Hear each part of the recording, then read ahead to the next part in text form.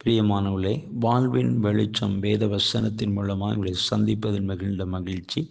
இந்த நாளுக்குரிய வேத வசனம் யோவான் 3ஆம் அதிகாரம் 16வது வசனத்தின் பின்பகுதியிலே நாம் பார்க்கிறோம். அவரை தந்தருளி இவ்வளவாய் உலகத்தில் அன்பு கூர்ந்தார் என்று சொல்லி பார்க்கிறோம். பிரியமானவர்களே, தேவன் தம்முடைய ஒரே பேரான குமாரனை நமக்காக தந்தருளி பலவாய் அன்பு கூர்ந்தார் என்று சொல்லி பார்க்கிறோம்.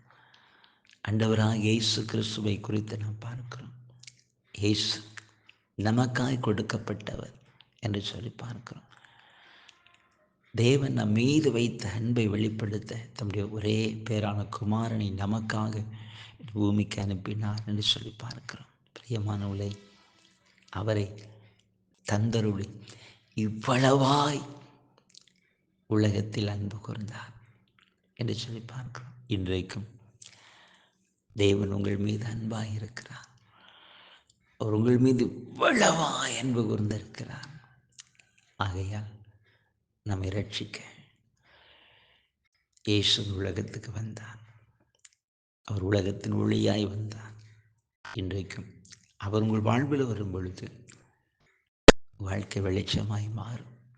எல்லா இருள் உலகம் ஒரு மெய்யான சந்தோஷம், சமாதானம் அவர் மூலமாய் உங்களுக்கு உண்டாகும்.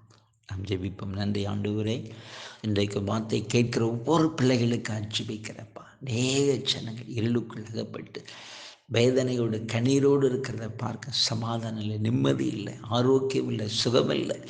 ஆண்டவரே, விதமாய் வேதனையும் கண்ணீருமாய் இருக்கிறவங்கள் பார்க்கிறப்பா. ஒவ்வொருடைய வாழ்விலும் நீர் இறங்கி வரும் பொழுது சூழ்நிலை மாறும். ஒரு மெய்யான விடுதலை உண்டாகும். ஒரு மெய்யான சந்தோஷம், சமாதானம் உண்டாகும். அந்த நாளுக்காக ஜெபிக்கிறோம். அப்படிப்பட்ட ஒவ்வொரு குடும்பத்துக்களும் தேவன் இறங்கி அந்த பிள்ளைகளுக்கு ஒரு அற்புதத்தை செய்து ஆண்டவர் ஆசீர்வதிக்கணும். இவ்வளவாய் அன்பு கூர்ந்தீர் என்பதை அந்த பிள்ளைகள் உணர்ந்து பயன்படுத்த கிருபை தாங்க. அந்த நாளுடைய கரம் இறங்கட்டும், வல்லமை இறங்கட்டும். இன்றைக்கே ஒரு அற்புதத்தை செய்து கர்த்தருடைய பிள்ளைகளை ஆசீர்வதித்து சில அன்புக்காக நாங்கள் உம்மை துதிக்கிறோம். நல்ல பிதாவே, ஆமென், ஆமென்.